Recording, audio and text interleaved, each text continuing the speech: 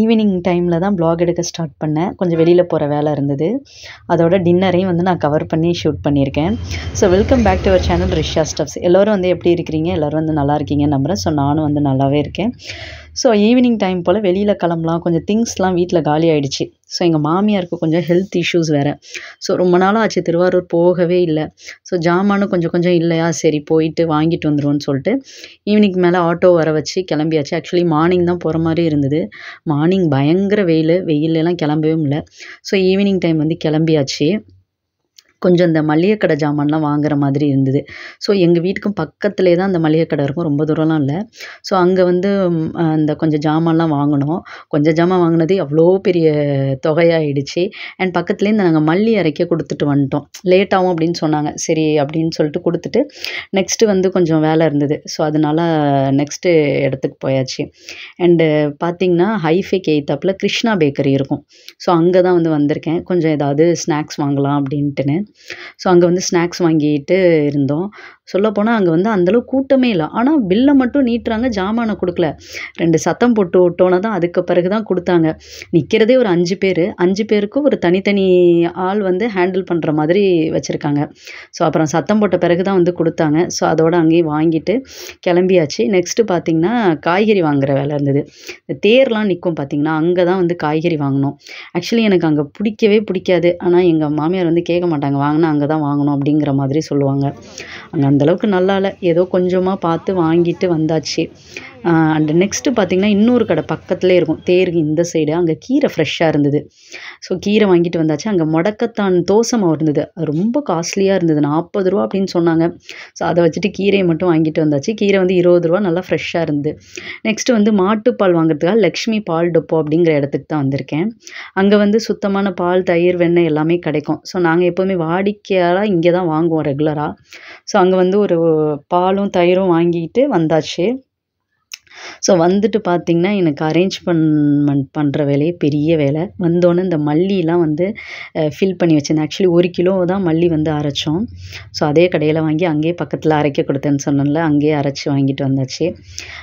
அதையும் ஃபில் பண்ணி வச்சுட்டு நெக்ஸ்ட்டு பார்த்திங்கன்னா இந்த ஜாமான்லாம் இருந்தது, அதெல்லாம் அரேஞ்ச் பண்ணிகிட்டு இருந்தேன். எனக்கு இந்த ஜாமான் வாங்குறத விட அதை அரேஞ்ச் பண்ணி வைக்கிறது ரொம்ப ஒரு கஷ்டமான வேலை. சேமியா, மேகி இதெல்லாம் வந்து வாங்கிட்டு வந்தோம். கொஞ்சம் வந்து ஜாமான்லாம் ஃபில் பண்ணுற வேலை இருந்தது. ஸோ அதெல்லாம் எடுத்து அடுக்கிட்டு அரேஞ்ச் பண்ணிவிட்டு நெக்ஸ்ட்டு பார்த்திங்கன்னா இந்த காய்கறி தான், அதை அடுக்கிறது எனக்கு பெரிய வேலை.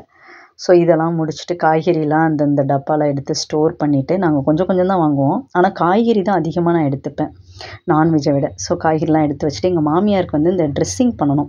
அவங்களுக்கு கொஞ்சம் ஹெல்த் இஷ்யூஸ்ன்னு சொன்னேன்ல, கட்டி இருக்குது அவங்களுக்கு. ஸோ முன்னெல்லாம் ஹாஸ்பிட்டல்லேருந்து தான் வந்து போட்டுட்டு இருந்தாங்க. அதுக்கு பிறகு நீங்களே போடுங்க அப்படின்னாங்க. அல்ஹம்துலில்லாஹ் இப்போ கொஞ்சம் புண்ணு ஆறிக்கிட்டு வரதுனால நானே வந்து ட்ரெஸ்ஸிங் பண்ணி விட்டுறது. ஸோ அந்த வேலையெல்லாம் முடிச்சுட்டு நெக்ஸ்ட்டு வந்து டின்னர் வந்து ஸ்டார்ட் பண்ணிடலான்னு சொல்லிட்டு ராகி சேமியா தான் ப்ரிப்பேர் பண்ணலான்ட்டு டிசைட் பண்ணி எடுத்து வச்சுருந்தேன். ஸோ அனில் பிராண்டில் வந்து ராகி சேமியா இன்றைக்கி ப்ரிப்பேர் பண்ண போகிறேன். இது பார்த்திங்கன்னா ஒரு பேக்கெட் போதும் எங்கள் 2 பேருக்குன்னு சொல்லிட்டு ஒரு பாத்திரத்தில் வந்து ஆயில் வந்து ஆட் பண்ணிக்கிட்டு, கடுகு வந்து 1/2 டீஸ்பூன் அளவுக்கு ஆட் பண்ணிக்கிட்டு, அது கூட பட்டை மிளகா, கருவேப்பிலை, கடலைப்பருப்பு, சன்னா தால் 1 டீஸ்பூன் அளவுக்கு ஆட் பண்ணிக்கிட்டேன். எப்போதுமே இதெல்லாம் ஆட் பண்ண மாட்டேன், சரி கொஞ்சம் டேஸ்ட்டாக பண்ணும் அப்படின்னு சொல்லிட்டு கடலைப்பருப்பு அப்புறம் வெங்காயம்லாம் ஆட் பண்ணி நல்லா வதக்கி விட்டுட்டேன். இது கூட வந்து காய்கறி என்ன வேணுமோ அதை ஆட் பண்ணிக்கலாம். நான் வந்து கேரட் ஒரு 1/2 சைஸ் கிடந்தது ஃப்ரிட்ஜில், சரி அதை எதுக்கு வேஸ்ட் பண்ணணும், அதையும் கட் பண்ணி போட்டுட்டேன். அந்த தக்காளி ஒரு சின்ன தக்காளி இருந்தது வீணாக போகிற மாதிரி, அதையும் கட் பண்ணி இதிலே போட்டேன். இதில் ஜென்ரலாக சும்மாவும் சாப்பிட்லாம், நீங்கள் வெங்காயம் மட்டும் போட்டு வதக்கியும் வந்து சாப்பிட்லாம். நான் கொஞ்சம் அந்த காய்கறிலாம் சின்ன ஆட் பண்ணேன். ராகி சேமியா பொறுத்தவரை தண்ணி வந்து ரொம்ப கம்மியாக வைக்கணும். ஒரு பேக்கெட்டுக்கு வந்து 1 டம்ளரே போதுமானது. இதே மைதா சேமியாவாக இருந்தால் கொஞ்சம் அதிகமாக வைக்கணும். சப்போஸ் உங்களுக்கு இது பத்தலைன்னா 1 டம்ளரும் 1 டம்ளருக்கு 1/4 டம்ளரும் வந்து சேர்த்துக்கோங்க. எனக்கு இதே வந்து கொஞ்சம் குழஞ்ச மாதிரி ஃபீலாக இருந்தது.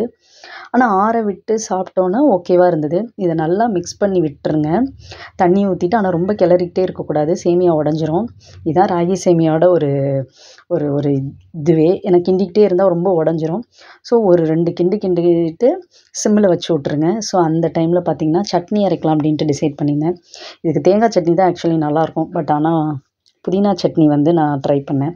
ஸோ புதினா எல்லாம் நிறைய இருந்தது வீட்டில். புதினா, மல்லி, கருவேப்பிலலாம் அதெல்லாம் போட்டு ஒரு புதினா சம்பால் அரைச்சிடலாம் அப்படின்ட்டுன்னு தேங்காய், பட்டை மிளகா, நெல்லிக்காய் சைஸில் ஒரு புளி எடுத்து உப்பு தேவையான அளவுக்கு போட்டு அரைச்சி எடுத்துட்டேன். ஸோ புதினா சட்னி ரெடி ஆயிடுச்சு.